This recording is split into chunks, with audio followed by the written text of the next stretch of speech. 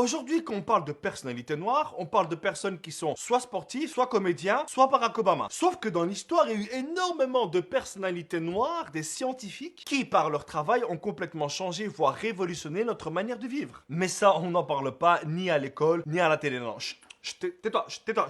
Aujourd'hui, grâce à l'aide et au travail de plusieurs personnes, j'ai décidé d'être ton prof d'histoire. Et je vais te donner un petit cours que tu n'auras peut-être jamais à l'école. La première personne qui a révolutionné le monde, c'est monsieur Lewis Latimer, l'inventeur du filament de carbone dans les ampoules. Et histoire de détruire tes nombreuses années d'études, non, ce n'est pas Edison qui a inventé l'ampoule, mais bien un monsieur qui s'appelle Joseph Swan. Il faut savoir que l'ampoule d'Edison, elle était pas top, elle était lourde, sa durée de vie c'était plus ou moins 30 heures. T'imagines toi changer une ampoule toutes les 30 heures? Là, on ne parle plus d'obsolescence programmée, mais bien de je t'emmerde programmé. Et en voyant ça, Lewis Latimer, il a décidé de remplacer le filament de papier d'Edison par du filament de carbone. Et c'est ainsi qu'il a éclairé notre vie. Oui. Aujourd'hui, je suis poète. Et c'est pas tout. Ce monsieur, évidemment inconnu des cours d'histoire, est quand même l'inventeur du système électrique parallèle. En français, ça veut dire qu'avant son invention, lorsqu'il y avait une ampoule qui pétait au salon, eh ben toutes les ampoules pétaient. Et là, Lewis, il s'est dit, ouais, mais là, c'est chiant, t'achètes une ampoule, il y a tout qui pète. Et donc, il a décidé de changer le circuit électrique. Et c'est ce grand monsieur qui a dirigé l'installation de la lumière électrique à Philadelphie et à Montréal. C'est aussi lui qui a dessiné le tout premier modèle de téléphone. Ce mec nous a pondu des ampoules électriques qui durent plus longtemps. Il a éclairé nos villes. Et il a participé à la maquette du tout premier téléphone. Et ça, évidemment, on ne va pas te l'apprendre en cours d'histoire. Pourquoi?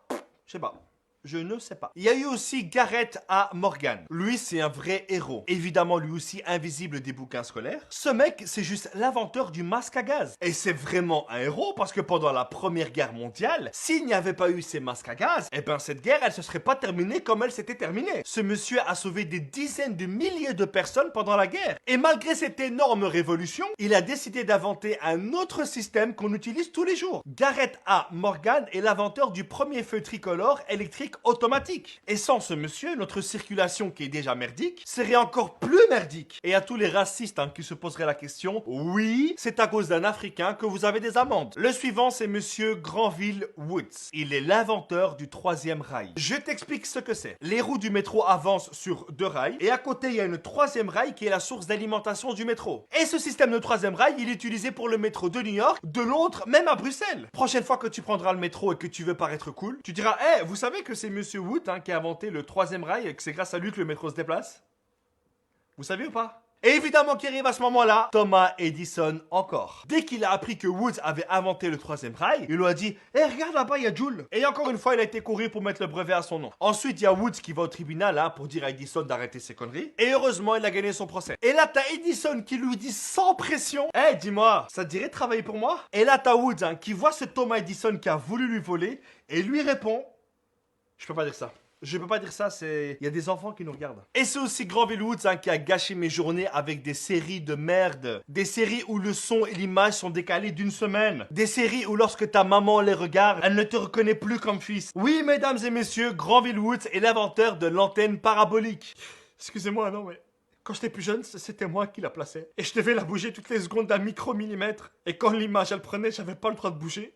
Parce que sinon, mon père, il me criait dessus. Le suivant, c'est un mec qui, sans lui, on n'aurait pas eu l'enfance magnifique qu'on a eue. On n'aurait pas eu les rêves qu'on a eus. Mesdames et messieurs, je vous présente Marc-Régis Anna, a.k.a. le père de l'animation 3D. Il est le fondateur de la Silicon Graphic Incorporated. Oui, j'ai un anglais de merde. C'est une boîte qui conçoit des équipements informatiques pour créer des effets spéciaux. Des effets utilisés dans des films comme Jurassic Park, Aladdin, La Belle et la Bête. Même George Lucas, le patron de Star Wars, a utilisé ces machines pour le film Terminator 2. Marc-Régis Anna, c'est notre père à tous. Durant la Deuxième Guerre mondiale, c'était la merde. Hitler avait pris la Pologne et la Grande-Bretagne se disait « Ouais, je crois que là c'est la fin les gars, on perd trop de sang, on va pas s'en sortir. » Et là, il y a un génie qui arrive, monsieur Charles Drew. Ce mec a mis en place le système fondamental pour extraire et conserver le plasma, pour pouvoir ensuite le donner aux soldats. Et sans le travail de ce monsieur, la fin de la Deuxième Guerre mondiale, comme on la connaît, elle se serait peut-être pas passée comme ça. Et résultat, il a inventé la première banque de sang de l'histoire de la Croix-Rouge américaine. La suivante, c'est une femme qui fait partie de toutes les personnes qui ont un téléphone